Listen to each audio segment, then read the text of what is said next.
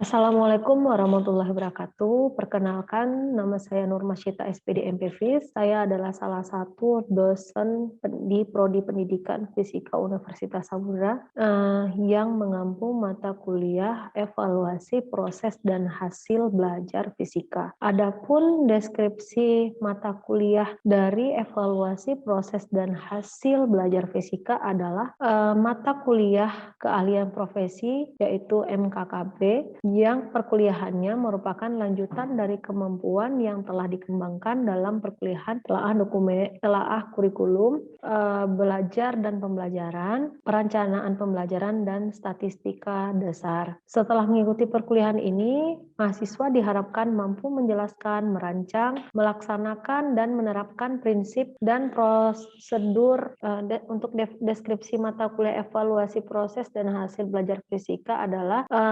merupakan salah satu mata kuliah keahlian profesi yaitu MKKP di Prodi Pendidikan Fisika yang perkuliahannya merupakan lanjutan dari kemampuan yang telah dikembangkan dalam perkuliahan telaah kurikulum, belajar dan pembelajaran, perencanaan pembelajaran, dan statistika. Setelah mengikuti perkuliahan ini, mahasiswa diharapkan mampu menjelaskan, merancang, melaksanakan, dan menerapkan prinsip dan prosedur penilaian proses dan hasil belajar yang relevan dengan tuntutan kurikulum fisika yang berlaku di sekolah. Dalam perkuliahan ini dibahas makna, fungsi, prinsip, dan prosedur penilaian, jenis-jenis instrumen penilaian, perancangan, dan penerapan penilaian dalam pembelajaran fisika, teknik pengolahan dan analisis data hasil penilaian, pemanfaatan hasil penilaian, dan pelaporan hasil penilaian. Untuk manfaat mata kuliah evaluasi proses dan hasil belajar fisika, yaitu mahasiswa memiliki kemampuan untuk memahami dan menerapkan berbagai prinsip evaluasi pembelajaran fisika pada pendidikan dasar dan menengah. Mahasiswa mampu menyusun perencanaan, pembuatan, pemakaian, pendayagunaan, pengembangan instrumen evaluasi pembelajaran fisika, serta pembuatan laporan hasil penilaian. Adapun capaian pembelajaran mata kuliah evaluasi proses dan hasil belajar fisika, yang pertama itu adalah sikap, di mana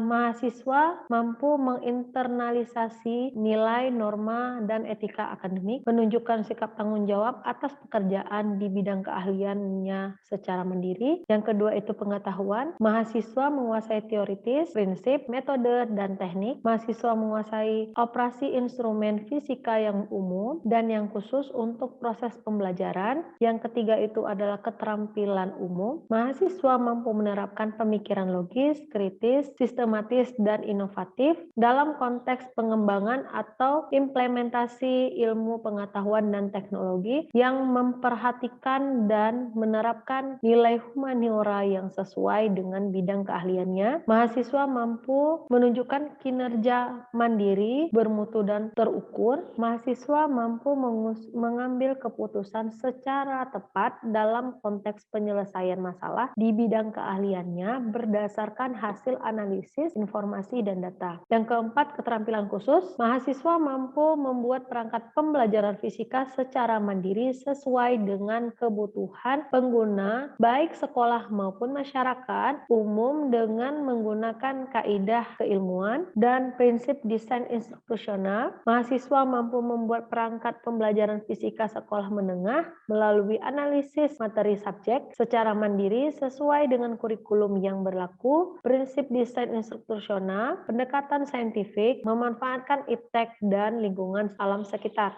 Mahasiswa mampu meningkatkan kualitas, efektivitas, dan efisien perangkat pembelajaran fisika secara mandiri dengan menggunakan kaidah keilmuan dan prinsip-prinsip inovasi. Mahasiswa mampu melaksanakan kegiatan penilaian dan evaluasi proses dan hasil belajar yang valid, objektif, dan praktis. Mahasiswa mampu melakukan analisis refleksi terhadap pembelajaran melalui pengamatan dan umpan balik dari peserta didik untuk meningkatkan kualitas pembelajaran. Untuk materi yang akan dipelajari dalam mata kuliah evaluasi proses dan hasil belajar belajar.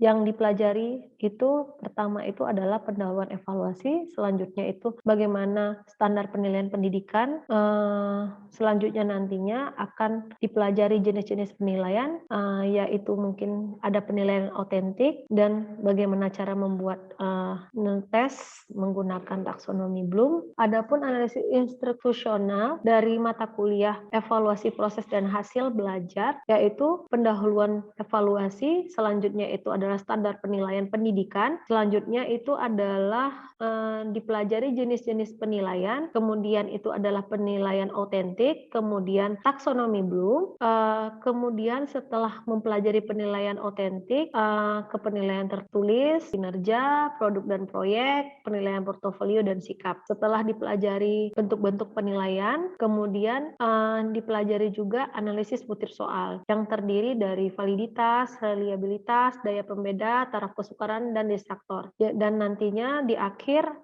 akan dilakukan laporan penilaian akhir. Untuk strategi perkuliahannya sendiri, perkuliahan dilaksanakan dengan metode kuliah ceramah, diskusi, belajar terstruktur dan mandiri, kolaboratif. Untuk evaluasinya sendiri dilakukan dengan tes formatif dan sumatif. Tes formatifnya itu berupa tugas dan kuis, kemudian tes sumatif itu UTS dan UAS, dan penilaian juga dilakukan melalui tugas terstruktur. Jadi sebelum masa pandemi, saya memberikan tugas kepada mahasiswa itu berupa mini riset atau project, yang dimana si mahasiswanya sendiri mereka langsung ke sekolah untuk melihat sendiri bentuk-bentuk penilaian yang sudah dibuat oleh guru dan hasil tes anak-anak dari soal yang diberikan oleh guru. Bisa dari soal UAS atau UTS, dan ada juga dari soal ujian akhir sekolah dari sekolah tersebut, yang nantinya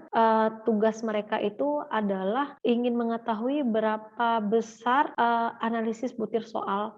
Untuk kriteria penilaian itu terbagi 3, yaitu sikap, pengetahuan, dan keterampilan. Untuk elemen sikapnya sendiri yaitu kejujuran, kerjasama, etika, dan disiplin dari mahasiswanya dengan bobot nilainya 20%. Kemudian pengetahuannya itu diambil dari tugas pribadi, kemudian tugas kelompok, dari tugas project mini riset, kemudian dari kuis, UTS, dan UAS. Untuk unsur penilaian keterampilan, elemennya itu adalah unjuk kinerja dan presentasi. Jadi nantinya yang dari hasil diperoleh dari informasi yang diperoleh dari sekolah, dibuat laporan mini riset dan dipresentasikan. Total bobotnya itu sekitar 40%. Oke. Kriteria penilaian, untuk penilaian sendiri dinilai dari 3 unsur, yaitu sikap, pengetahuan, dan keterampilan. Untuk sikap sendiri dilihat dari kejujuran, kerjasama, etika, dan disiplin.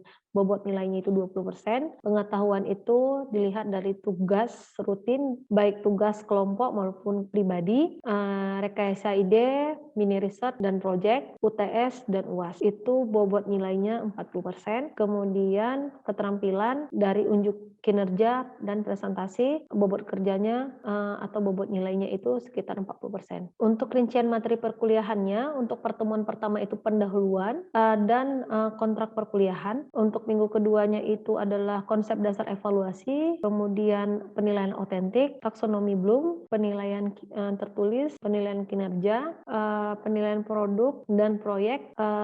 Di minggu ke-8 dilaksanakannya UTS. Untuk kuisnya itu biasanya disesuaikan dengan materi.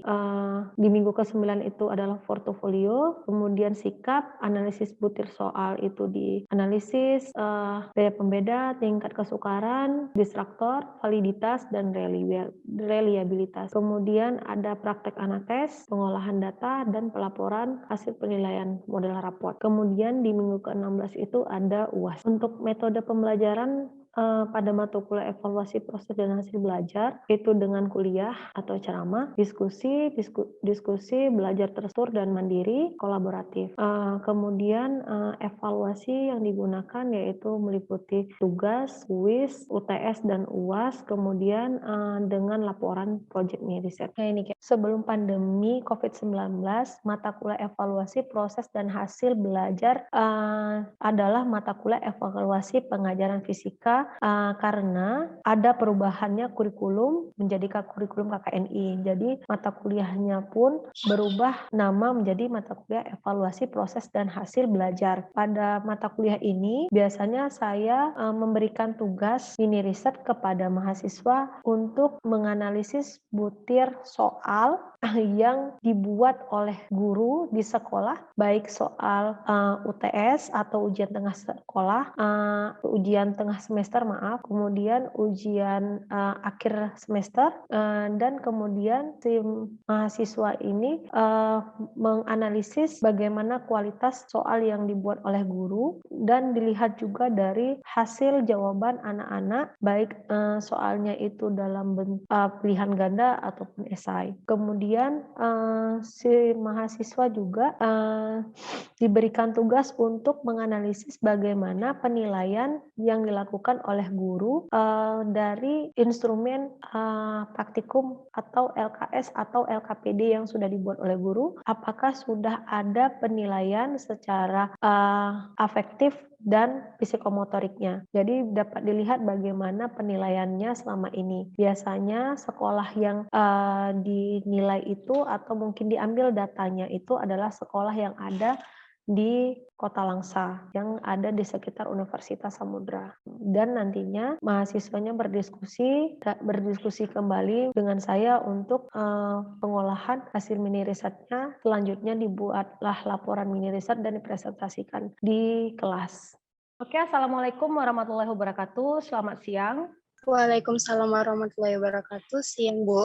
Hari ini kita masuk materi baru, yaitu taksonomi Bloom. Ya, sebelumnya kita sudah belajar itu apa tujuan kita mempelajari evaluasi, pengukuran, penilaian, dan apa saja mungkin bentuk-bentuk dari penilaian. Hari ini kita belajar tentang taksonomi Bloom, yang nantinya dalam pembelajaran ini indikator yang ingin dipelajari itu bagaimana taksonomi Bloom diterapkan dalam soal-soal, ya. Ada nanti taksonomi Bloom yang biasa dan revisi, dan bagaimana bentuk-bentuk soal fisika sesuai dengan level taksonomi Bloom-nya. Oke, sebentar Ibu share screen dulu. Taksonomi Bloom itu sendiri berasal dari kata Yunani, yaitu tasen yang artinya mengklarifikasi, nomos yang berarti aturan. Jadi dapat dikatakan taksonomi itu sendiri adalah hierarki klasifikasi atas prinsip dasar atau aturan. Hierarki itu adalah tingkatan. Biasanya tingkatannya itu dari rendah ke yang tinggi, ya. Oke. Jadi sejarah taksonomi Bloom sendiri di sini evaluasi hasil belajar yang banyak disusun di sekolah biasanya itu hanya dalam bentuk hafalan saja yang dinilai. Jadi di sini si Bloom-nya sendiri terinspirasi lah untuk membuat satu penilaian dengan kemampuan berpikir yang disebut dengan taksonomi Bloom. Jadi taksonomi Bloom itu sendiri adalah struktur hierarki yang mengidentifikasi skill mulai dari tingkatan yang terendah hingga ke tingkatan yang tinggi. Jadi untuk mencapai tujuan yang level mungkin yang paling tinggi nantinya yang diharapkan guru terhadap siswa harus dari level yang rendah dulu terpenuhi baru bisa ke tingkatan level yang paling tinggi. Tujuan pendidikan yang didefinisikan Bloom sendiri nantinya bisa menilai kemampuan kognitif, afektif, dan psikomotoriknya. Oke. Jadi Bloom itu ada 3 ranah, yaitu kognitif, afektif, dan psikomotorik. Di sini saya akan menjelaskan dulu untuk ranah kognitifnya.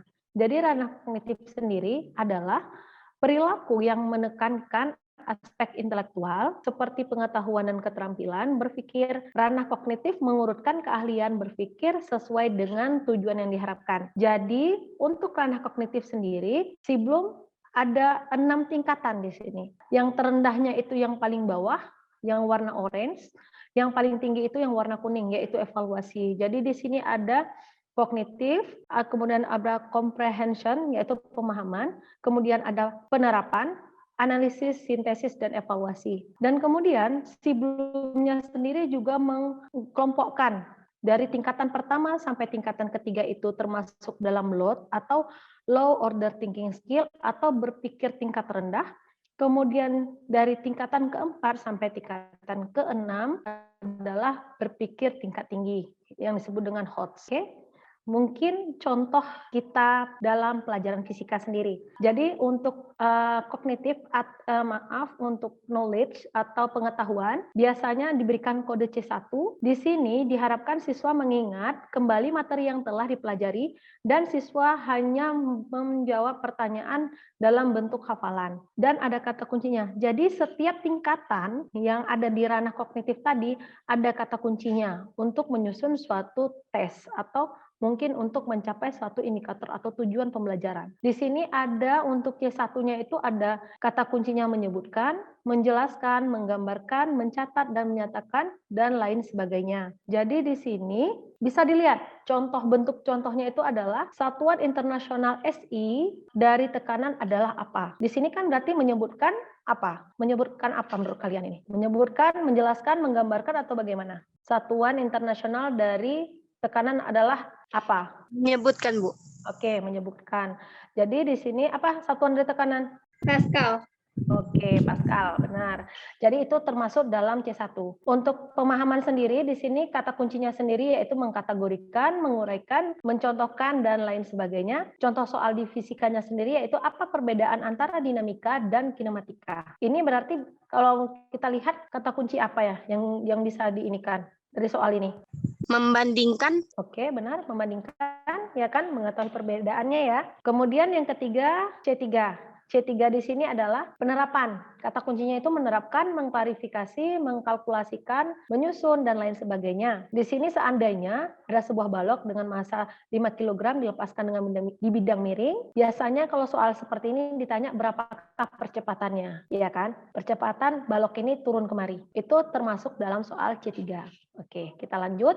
Untuk analisis atau C4, biasanya kata kuncinya menganalisis, memecahkan, menguji, menemukan, mengkaitkan, dan lain sebagainya.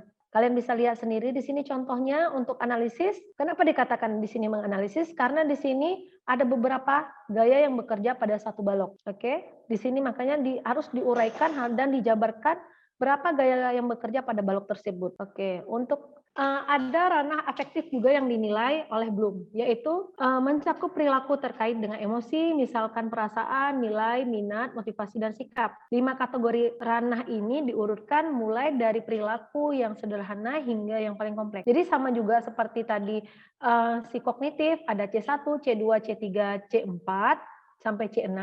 Ini begitu juga ada A1, A2, A3, dan seterusnya untuk kode untuk afektif. Kita lihat di sini penerimaan, yaitu kemampuan untuk menunjukkan atensi dan penghargaan terhadap orang lain. Biasanya menggunakan kata kuncinya itu adalah menanyakan, mengikuti, memberikan, mengendalikan, dan lain sebagainya. Biasanya contohnya itu adalah mendengar pendapat orang lain, mengingat nama seseorang. Kemudian yang kedua ada responsif, yaitu kemampuan berpartisipasi aktif dalam pembelajaran dan selalu termotivasi untuk bereaktif dan mengambil tindakan. Biasanya untuk kata kuncinya itu memilih, menyanyikan, mempresentasikan, menulis, menceritakan, dan lain sebagainya. Contohnya berarti berpartisipasi dalam diskusi kelas. Di mana menurut kalian ranah afektif ini bisa kita gunakan penilaiannya? Kalau menurut kalian? Kalau misalnya di kelas ada siswa, kalian pakai penilaian afektif ini di mana? Kalau mungkin tadi kognitif itu kalian pakai di tes, kalau afektif di mana? Praktikum, Bu. Oh ya, benar, praktikum. Dia nanti ada tanggung jawab ya. Bagaimana dia menyelesaikannya itu nggak sikap ke di praktikum, kemudian mungkin di situasi kelas ya, anaknya bagaimana dalam tanya jawab dan segala macamnya.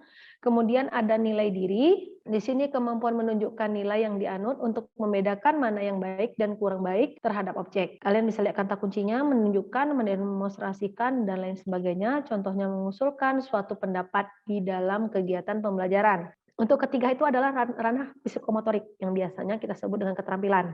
Ya, di sini berisi perilaku yang menekankan fungsi manipulatif dan keterampilan motorik atau fisik. Biasanya lebih menekankan kepada skill atau keterampilan seseorang. Itulah yang disebut dengan psikomotorik. Sama seperti kognitif dan afektif, dia juga ada bagiannya P1, P2, P3, ya, P4, P5, di mana ada persepsi dalam menginterpretasikan, dalam memperkirakan sesuatu. Biasanya kata kuncinya itu mendeteksi, mempersiapkan diri, memilih, menggambarkan, mengidentifikasi. Di mana kita biasanya memakai penilaian ranah psikomotorik? Biasanya pada praktikum ya. Kita bisa melihat bagaimana setiap kelompok itu mempersiapkan dirinya dalam praktikum. Misal, contohnya kita merasakan telapak tangan yang berkeringat ketika berjabat tangan. Itu mendeteksi kan berarti. Kemudian kesiapan, kemampuan untuk mempersiapkan diri baik mental, fisik, emosi, dan menghadapi sesuatu. Memulai, mengawali, memprakarsai, membantu, dan lain sebagainya. Contohnya melakukan tugas sesuai urutan, menerima kelebihan dan kekurangan orang. Biasanya ini kalau seandainya siswa melakukan praktikum, kita bisa lihat bagaimana siswa itu melaksanakan praktikumnya sesuai tidak dengan urutan atau sistematis tidak.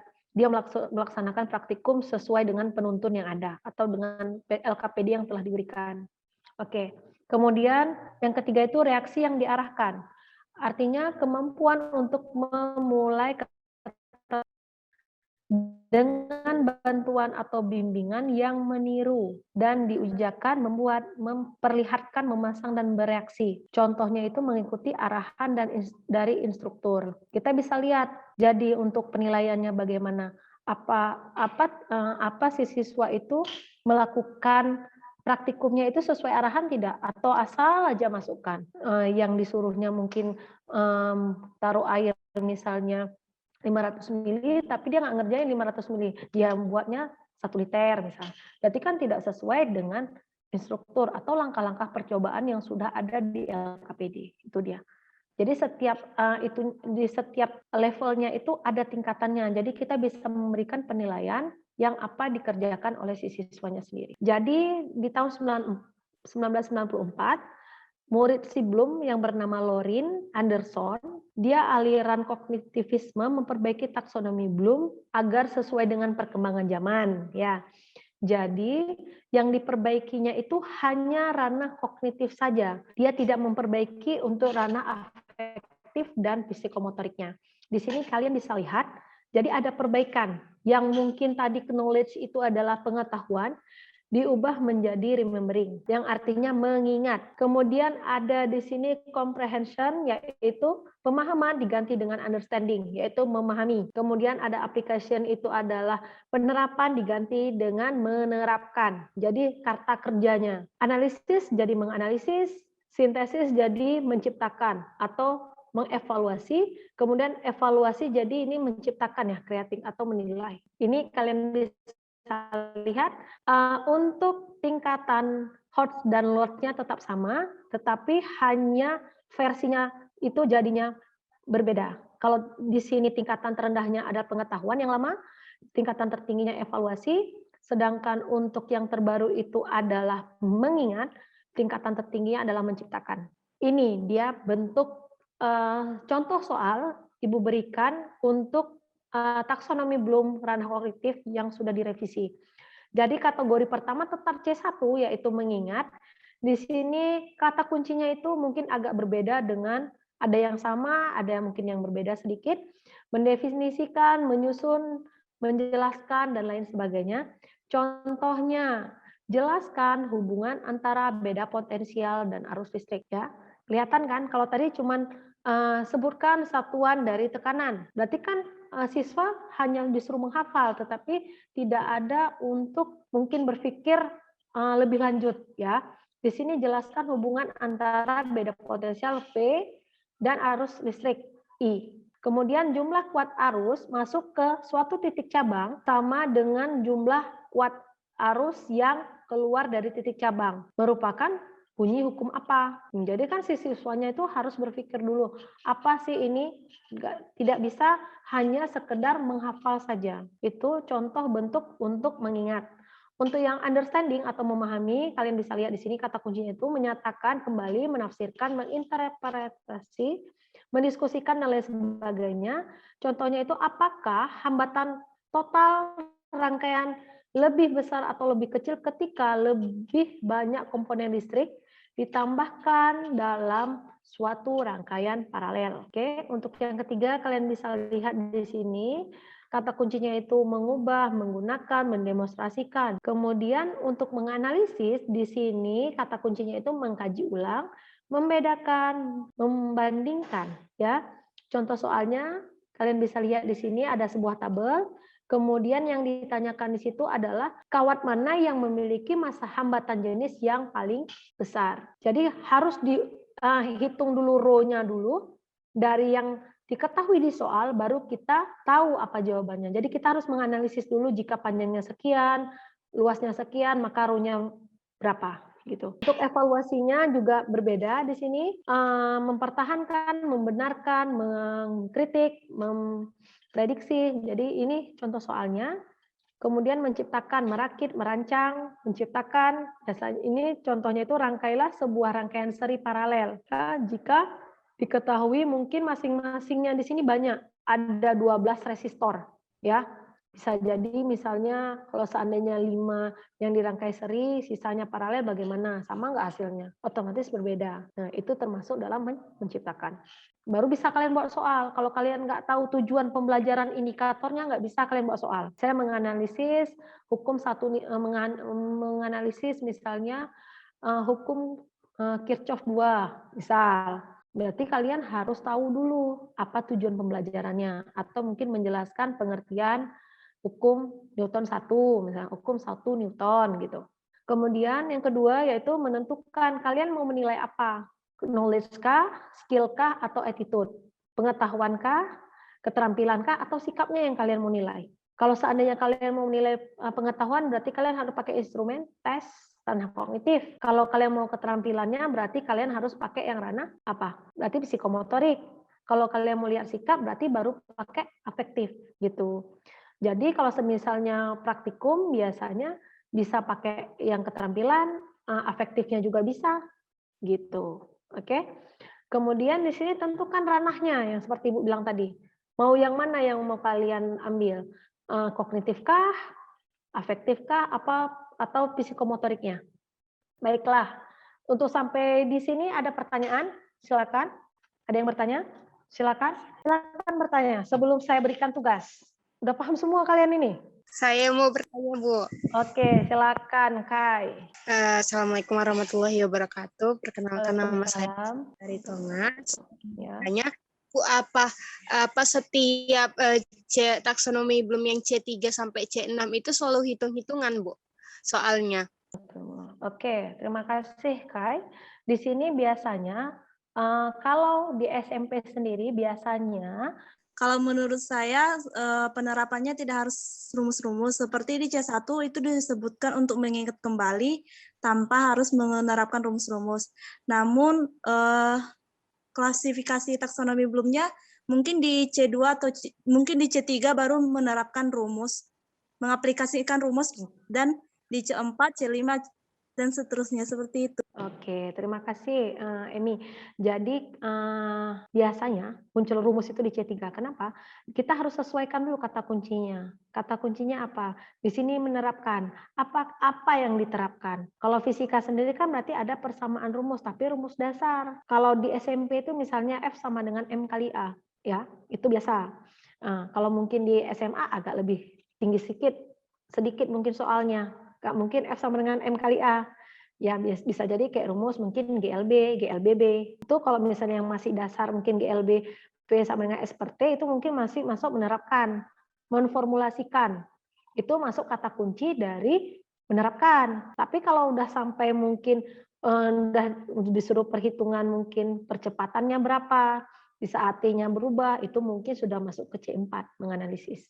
Oke, nggak ada ya? Oke, kalau nggak ada berarti ini ada tugas. Jadi seperti biasa, ada mini restart, ada pertanyaan. Jadi nanti bisa tugasnya itu dikumpulkan ke Google Classroom juga. Ada pertanyaan lagi nggak ada ya? Berarti tugasnya itu adalah Kalian buat, kalian ketik seperti makalah seperti biasa. Nantinya setiap tugasnya itu nanti ada setiap babnya itu ada tugas, nanti dikumpulkan menjadi satu tugas project ini riset. Oke, mungkin hari ini sampai di sini dulu materinya ya. Terima kasih. Mungkin itu saja. Saya akhiri dengan Assalamualaikum warahmatullahi wabarakatuh. Selamat sore.